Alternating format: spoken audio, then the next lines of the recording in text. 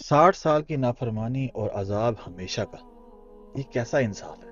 یہ سوال بہت سے دلوں میں ہے، اور آج ہم اس سے بھاگیں گے نہیں۔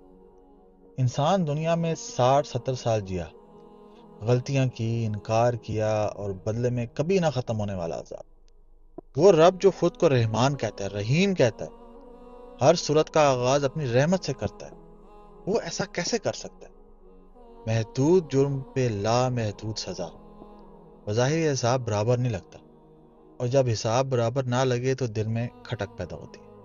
آج نا ہم اس کھٹک کا سامنا کرتے ہیں، ایک ایک بات کو ذرا ڈیٹیل میں دیکھتے ہیں۔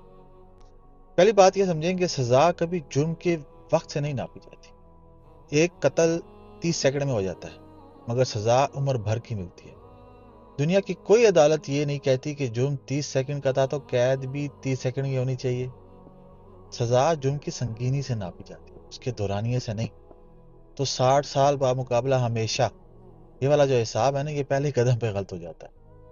وقت کو وقت سے تولنا یہ سرے سے انصاف کا اصول ہی نہیں۔ اچھا، دوسری بات، ہم جس جرم کی بات کر رہے ہیں نا، وہ ہے کیا؟ یہاں اکثر لوگ نا ٹھوکر کھا جاتے ہیں۔ وہ سمجھتے ہیں کہ جہنم کی ہمیشہ کی سزا گناہوں پہ ہے، جھوٹ بولا، غصہ کیا، نماز چھوٹ گئی۔ نہیں نہیں، گناہگار مومن کا معاملہ الگ ہے۔ وہ سزا پا کے نکل بھی سکتا ہے، معاف بھی ہو سکتا ہے۔ ہمیشہ کی سزا صرف ایک جرم پہ ہے، کفر۔ اور کفر کوئی ایک غلطی نہیں ہے، یہ پورے رشتے کا انکار ہے۔ سوچئے، ایک انسان نے 60 سال اسی رب کی دی ہوئی سانس لی، اس کا رزق کھایا، اس کی دی ہوئی آنکھ سے دیکھا، اس کے دیے ہوئے دماغ سے سوچا، اور اسی دماغ سے فیصلہ کیا کہ دینے والا یہ نہیں ہے۔ ہر نعمت استعمال کی اور نعمت دینے والے کا دروازہ بند کر دیا۔ یہ 60 سال کی الگ الگ غلطیاں نہیں تھی، یہ ایک مسلسل ہر سانس کے ساتھ دہرایا جانے والا انکار تھا۔ قرآن میں نا ایک پردہ اٹھایا جاتا، فرماتا ہے کہ اگر ان لوگوں کو واپس دنیا میں بھیج دیا جائے نا، تو پھر بھی یہ وہی کریں گے جس سے روکے گئے تھے۔ یعنی مسئلہ 60 سال کا تھا ہی نہیں، مسئلہ اس دل کا تھا جو ہمیشہ کے لیے انکار پہ جم چکا تھا۔ وہ 60 سال تو صرف وہ کھڑکی تھی جس میں ہم نے اس دل کو دیکھا۔ موت نے اس کا انکار نہیں روکا، موت نے صرف مہلت ختم کر دی۔ اگر اسے لامحدود زندگی ملتی تو وہ لامحدود انکار کرتا۔ ارادہ ابدی تھا تو سزا بھی ابدی ہوئی، حساب برابر۔ اور یہ سزا کسی اندھیرے میں نہیں دی جاتی۔ یہاں ایک اور بات سنیے جو اکثر لوگوں کو معلوم ہی نہیں۔ قرآن کہتا ہے کہ جی ہم اس وقت تک عذاب دینے والے نہیں ہیں جب تک کوئی رسول نہ بھیج، یعنی جس تک پیغام پہنچا ہی نہیں اس کا معاملہ اللہ کے عدل کے سپرد ہے۔ اسے بغیر اتمام حجت کے نہیں پکڑا جا سکتا۔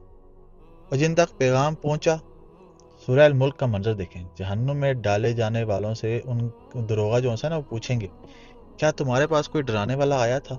وہ خود کہیں گے کیوں نہیں آیا تھا، مگر ہم نے جھٹلا دیا۔ سوچئے، جہنم میں جانے والا خود اپنے خلاف گواہی دے رہا ہے۔ کوئی یہ نہیں کہے گا کہ مجھے خبر ہی نہیں تھی، کوئی حیران ہو کے اندر نہیں جائے گا۔ فطرت نے پکارا، عقل نے پکارا، اور رسولوں نے پکارا، کتابوں نے پکارا۔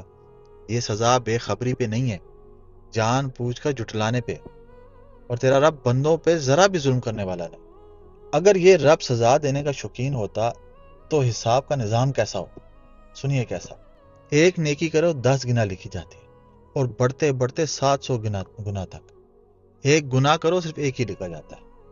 نیکی کا ارادہ کرو، نہ کر سکو پھر بھی نیکی لکھی جاتی ہے۔ گناہ کا ارادہ کرو، رک جاؤ، وہ رکنا بھی نیکی بن جاتا ہے۔ اور توبہ، ایک سچی توبہ 60 سال کی سیاہی دھو دیتی ہے۔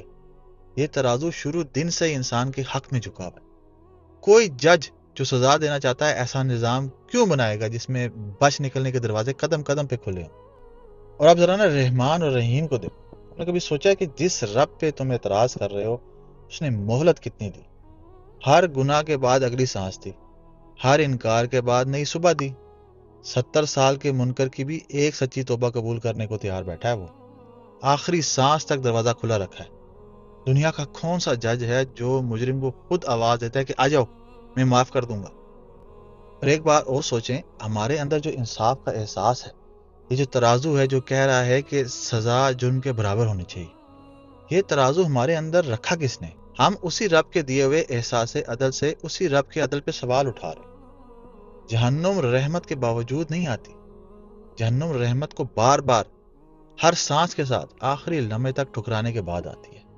تو سوال دراصل یہ نہیں رحمان ہمیشہ کا عذاب کیسے دے سکتا ہے؟ سوچیے، اگر دروازہ آخری سانس تک کھلا تھا ترازو حق میں جھکا ہوا تھا اور پکارنے والا خود بلا رہا تھا، تو اندر نہ جانے کا فیصلہ کس کا تھا؟ سوچیے گا ضرور۔ السلام علیکم۔